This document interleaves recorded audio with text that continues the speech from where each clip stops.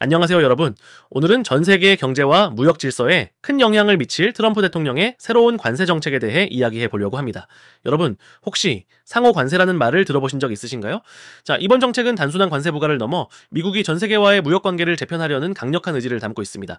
그럼 지금부터 이 정책이 무엇인지, 그리고 우리나라와 세계 경제에 어떤 영향을 미칠지 알아보겠습니다. 먼저, 이번 정책의 핵심은 크게 두 가지로 요약됩니다. 기본 관세와 상호 관세입니다.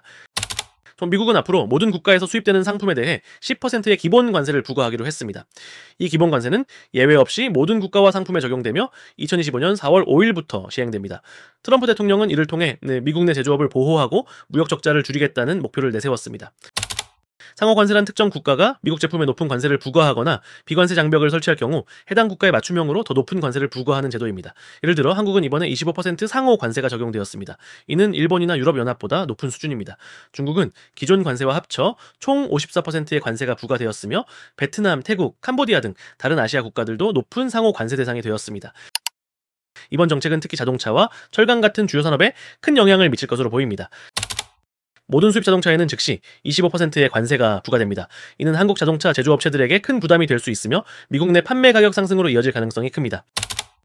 이미 25%의 기존 관세가 적용 중인 철강과 알루미늄 제품에도 추가 조사가 진행 중입니다. 이 외에도 반도체, 의약품, 목재 등 다양한 산업 분야에서 추가적인 조치가 예상됩니다. 그렇다면 트럼프 대통령은 왜 이렇게 강경한 조치를 취했을까요? 그는 이번 정책을 경제 독립 선언이라고 표현하며 다음과 같은 주장을 내놓았습니다. 미국은 오랫동안 불공정한 무역 관계로 인해 손해를 봐왔다는 것, 외국 국가들이 미국 제품에 높은 관세를 부과하거나 비관세 장벽을 설치해왔다는 점을 지적했습니다. 따라서 이번 조치는 이러한 불공정을 바로잡고 미국 경제와 제조업을 강화하기 위한 필수적인 단계라고 강조했습니다. 하지만 전 세계는 이번 발표에 대해 엇갈린 반응을 보이고 있습니다. 중국은 이번 조치를 일방적인 협박이라고 비판하며 강력히 반발했습니다.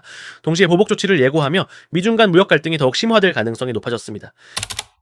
유럽연합, 일본 등 주요 교역국들은 대응 방안을 모색 중이며 일부 국가는 협상을 통해 해결하려는 움직임을 보이고 있습니다. 전문가들은 이번 조치가 소비자 물가 상승과 인플레이션 심화로 이어질 수 있다고 경고합니다.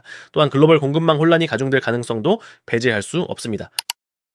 마지막으로 이번 정책이 우리나라와 세계 경제에 어떤 의미를 가지는지 생각해 보겠습니다. 한국은 25%라는 높은 상호 관세 대상국으로 지정되며 자동차와 철강 등 주요 수출 산업에서 타격이 예상됩니다. 하지만 동시에 이것이 우리나라 기업들에게 새로운 시장 다변화 전략을 모색할 기회가 될 수도 있습니다. 결론적으로 트럼프 대통령의 새로운 관세 정책은 단순히 미국만의 문제가 아니라 전 세계 경제 구조를 흔들 수 있는 중요한 사건입니다. 앞으로 각국의 대응과 협상이 어떻게 진행될지 주목해야 할 것입니다.